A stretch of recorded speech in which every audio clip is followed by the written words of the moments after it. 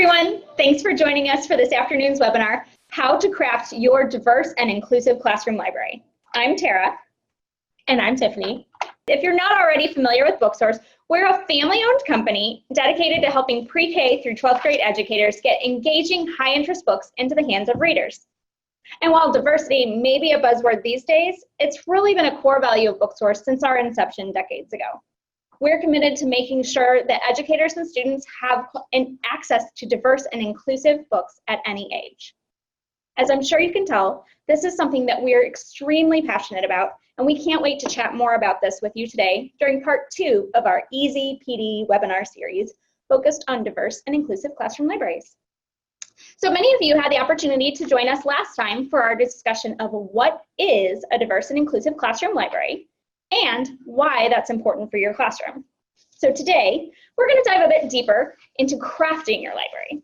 We're going to chat about evaluating your classroom for inclusivity, a step-by-step process for analyzing your library, identifying your students' needs and interests, and identifying ways to fill the gaps in your library. We'll give you real steps that you can take to make your library more diverse and inclusive for your students. And then, as a bonus, we'll share some excellent resources you can use as you plan and craft your library and prepare for this upcoming school year. And keep in mind, we're going to email these slides and resources out to you, so don't feel like you need to write everything down. So let's jump right in. First, we'd love to introduce ourselves. I'm Tara, and as I mentioned, I'm a literacy account manager here at Booksource. Before that, I was a classroom teacher for elementary, and I was extremely passionate about helping my students love reading. And part of that is finding books that they can connect to. Now I get to help educators across the country do the same thing. And I'm Tiffany, and I'm also a literacy accounts manager here. Prior to coming to Booksource, I was a classroom teacher and instructional coach. A fun fact about me is that I was a Booksource customer, and I love the experience so much that I sought a career here. I'm so excited to share information with you on diversity and inclusivity, so let's just go ahead and get started. As mentioned earlier, we are here on part 2, how to craft your diverse and inclusive classroom library. This is part of a 3-part series designed to really help make the process of learning more about, as well as incorporating diverse and inclusive text in your classroom a little bit easier. In part 1, we looked at what is a diverse and inclusive classroom library. And in case you missed it, you'll be able to access part 1 when you receive the slides. Today is all about how to actually craft your diverse and inclusive classroom library. And we hope that you'll join us on Thursday, August 15th at 2:30 p.m. Central Time to check out how to actually use diverse and inclusive text in your classroom. So first up, let's do a quick review of part 1. As mentioned before, it was all about what a diverse and inclusive classroom library actually is. So we thought we'd start by just recapping our definition of diverse and inclusive classroom library.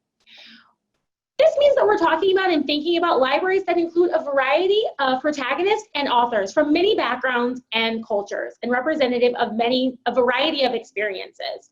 We're also looking for and at books that challenge basic stereotypes to make sure that the messaging that we're sharing with our students is really supportive of helping them better see themselves and understand the world.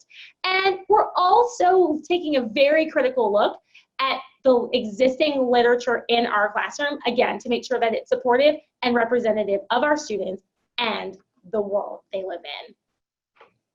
So while you're doing that, we also want to encourage you to look at your classroom as a whole, not just the books.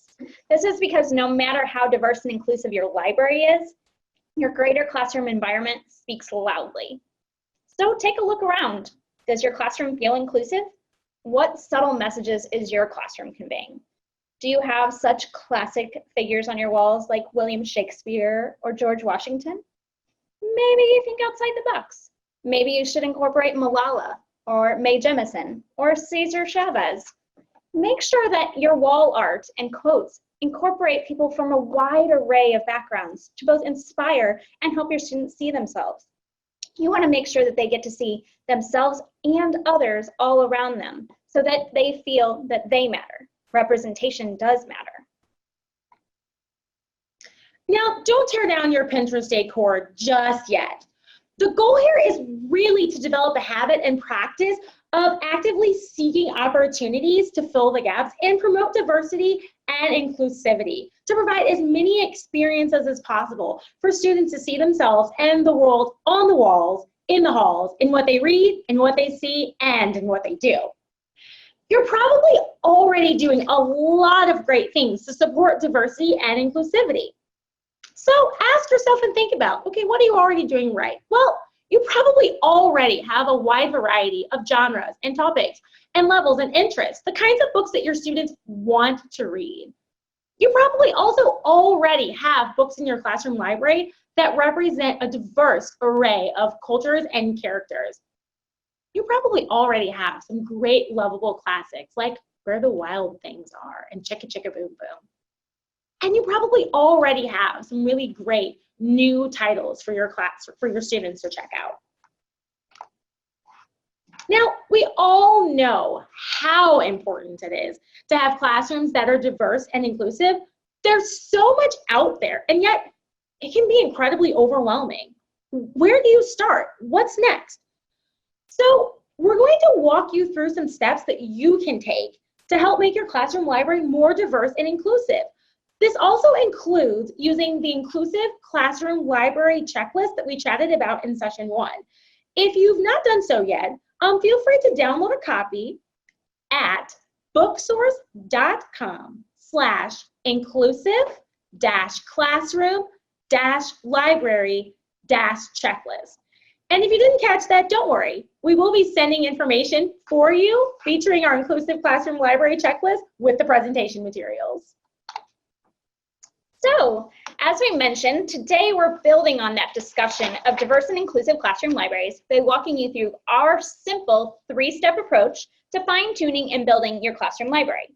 Surprisingly, that first step has nothing at all to do with your books. Instead, we're encouraging you to take a step back, and first, you're going to look at your students. So take some time to think about your students. If you don't already have your class list for the fall, that's okay. Think about your broader school community.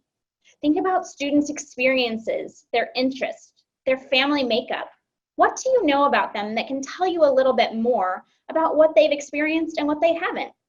Consider mirrors, windows, and sliding glass doors for all your students so they can make connections with the world around them, with their classmates, and others. In addition, at the end of this presentation, we're going to share with you an awesome set of printables for teacher and student interest inventories to help you really get down and analyze your students in order to build the best classroom library for them. After you've done this, you get to dig into your books. Take a look around your classroom and look at how your books are organized. Are they accessible for your students? Keep in mind your students' height or where they're sitting. And how are they organized? You don't want to throw all your diverse and inclusive titles into one bin. You want to have them spread out across your genres or whatever organization system you use. But also be very mindful about how you're highlighting and promoting those diverse and inclusive titles. You can try a variety of ideas, such as book posters on the wall or putting some on top of the bookshelf, maybe displaying a few on your whiteboard. But make sure that you're rotating those. Don't keep the same ones up all the time because after a while, students don't see them. By switching them up, they stay new and exciting and fresh, and it really encourages the students to go by and pick them up and maybe share them out with their friends. So how can you analyze the books that you have and figure out what you need? The Booksource checklist. So the Inclusive Classroom Library Checklist was designed to really help you evaluate your classroom library, to make it more robust and representative by identifying gaps and areas of focus to improve, to make your classroom more diverse and more inclusive. If you've not yet completed the checklist, no worries. We're going to walk you through it so you'll be ready when you're in your classroom and near your library.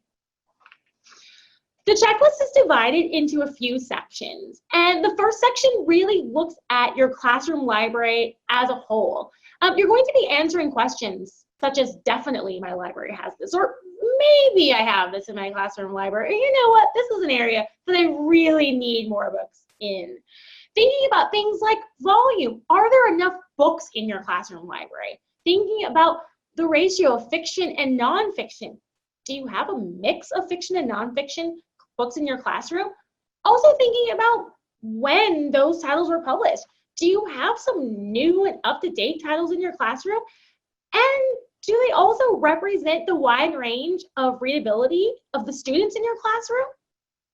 Do you have titles that support content areas? Do you have science and social studies and math and art books in your classroom to provide those cross-curricular experiences? And do you have books that also have a variety of structures? Is your library predominantly picture books, or do you have a mix of picture and chapter and graphic novels, as well as a variety of genres?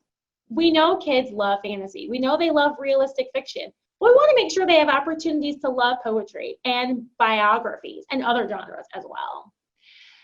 And thinking about your students, and also thinking about how mirrors and windows are reflected and represented in our classroom libraries, will your students actually find books that they can relate to, as well as titles that help them see the world? These are all things that you'll be thinking about and looking at with the first section of the checklist. Next, you'll really have an opportunity to look a little more carefully and a little more critically at the types of protagonists and characters that you have in your library. You'll be thinking about and looking at how well represented, strongly, moderately, or maybe lacking. It's an area of improvement for you.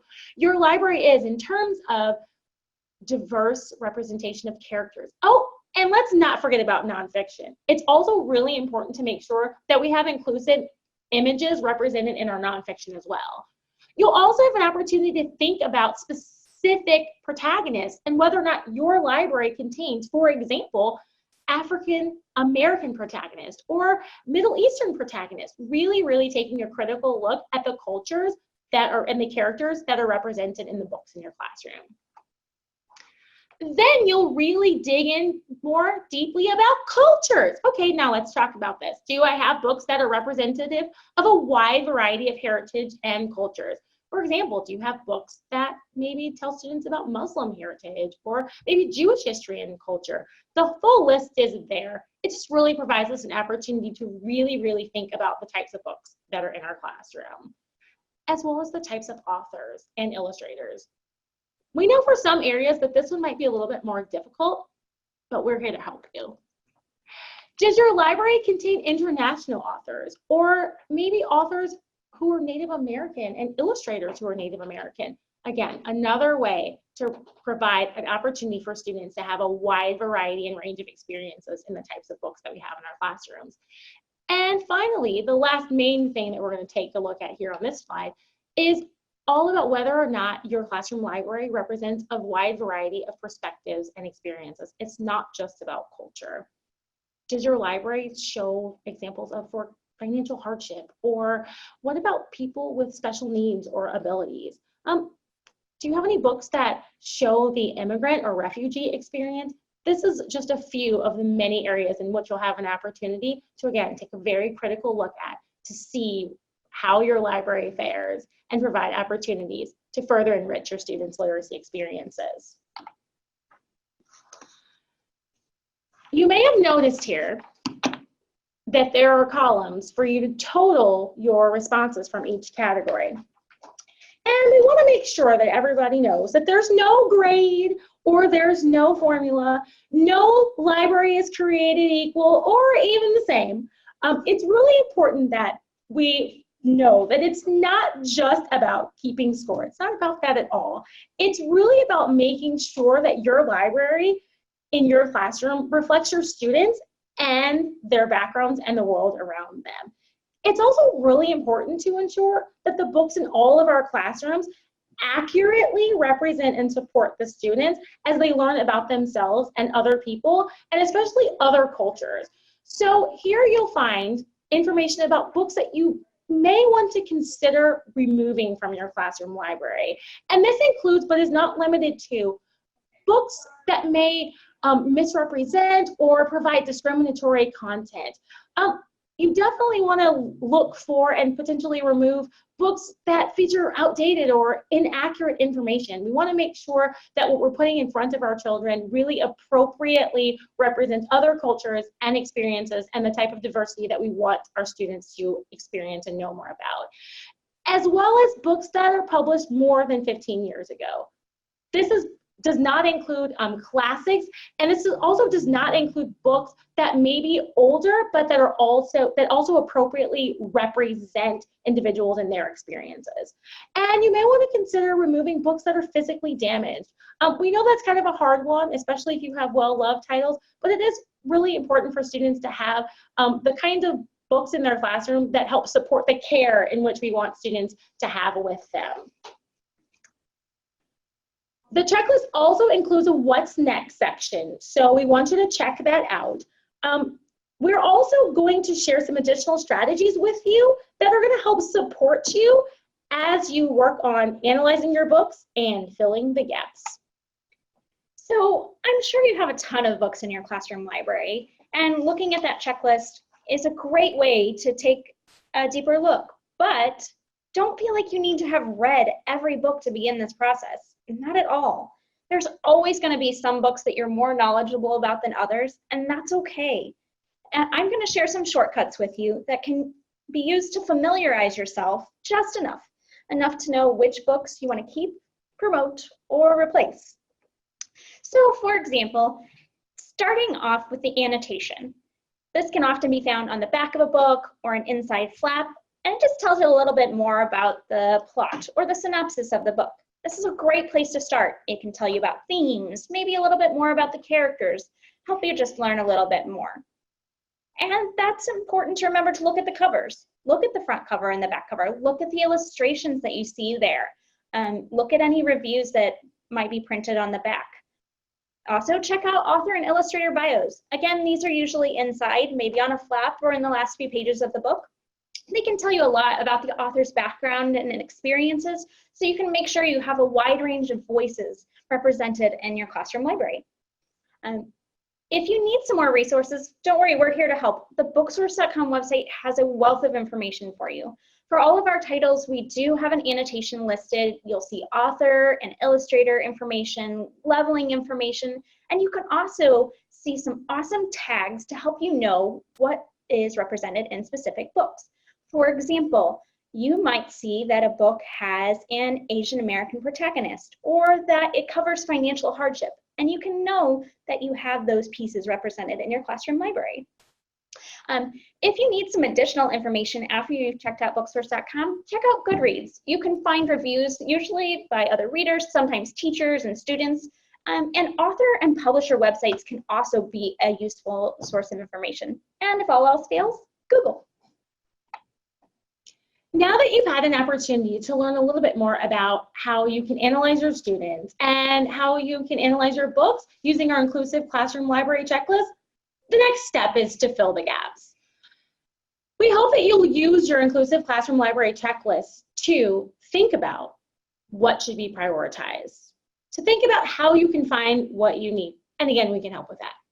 And what resources you can use to help you. We can help with that too.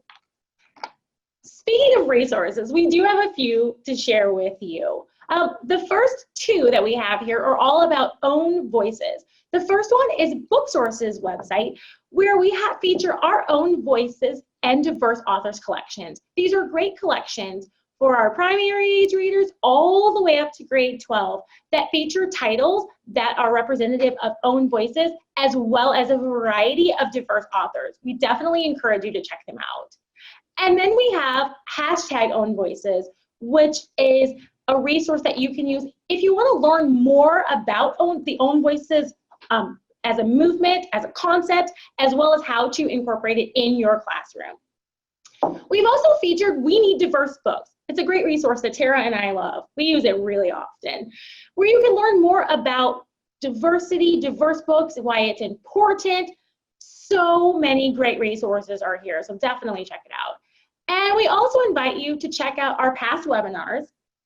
The first is all about new and exciting books, where we feature new and exciting books from grades preschool all the way to grade 12, you have an opportunity to learn more about new as well as upcoming titles in case you're looking for new titles to expand your library. And then we also included a link here featuring part 1. In case you missed out or you just want to go back and refresh, feel free to check it out so that you can learn more about what it means to have a diverse and inclusive classroom library, and it will also help set the stage when you join us for part 3. And finally, we know it's the moment you've been waiting for. We also have the teacher and student inventory principles for you.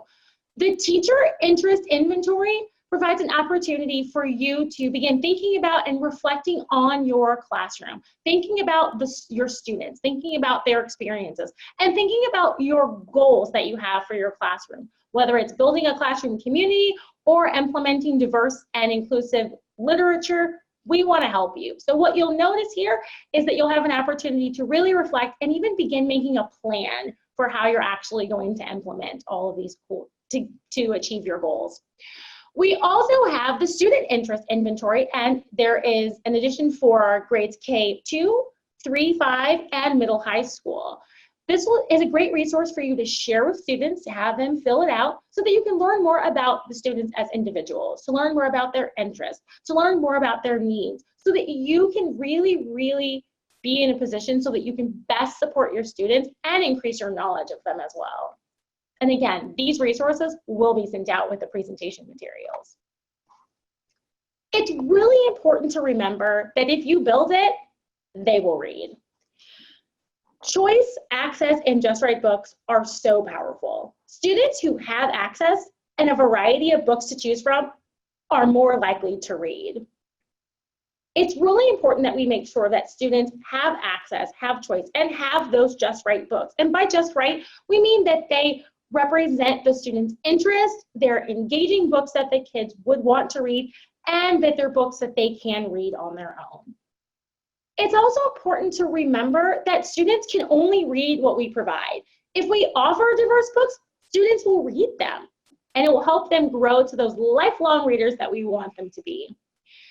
We also want to make sure that everyone knows that it's really important to focus on making sure that you incorporate diverse representation.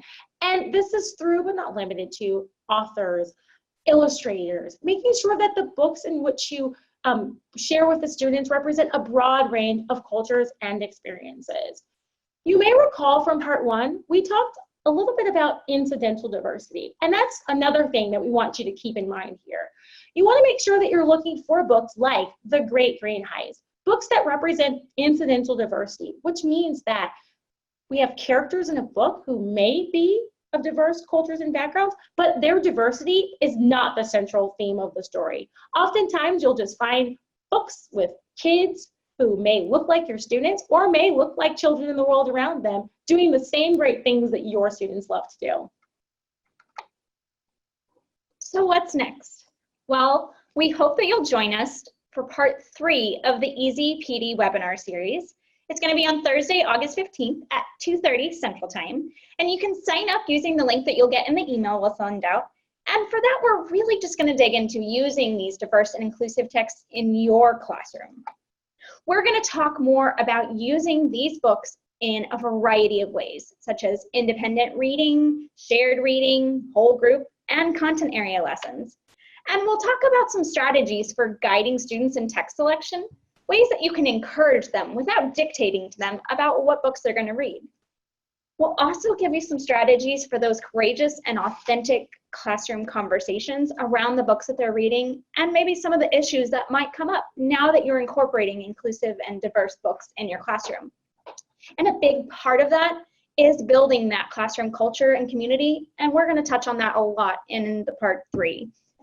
So thank you for joining us today. We're so glad that you were able to join us for part 2 of this webinar series. Tiffany and I would love to hear from you. If you have anything that you have questions about or comments, please feel free to email us at literacy@booksource.com, and keep an eye out for that email with the slides and all of that in a few days. Thanks for joining us.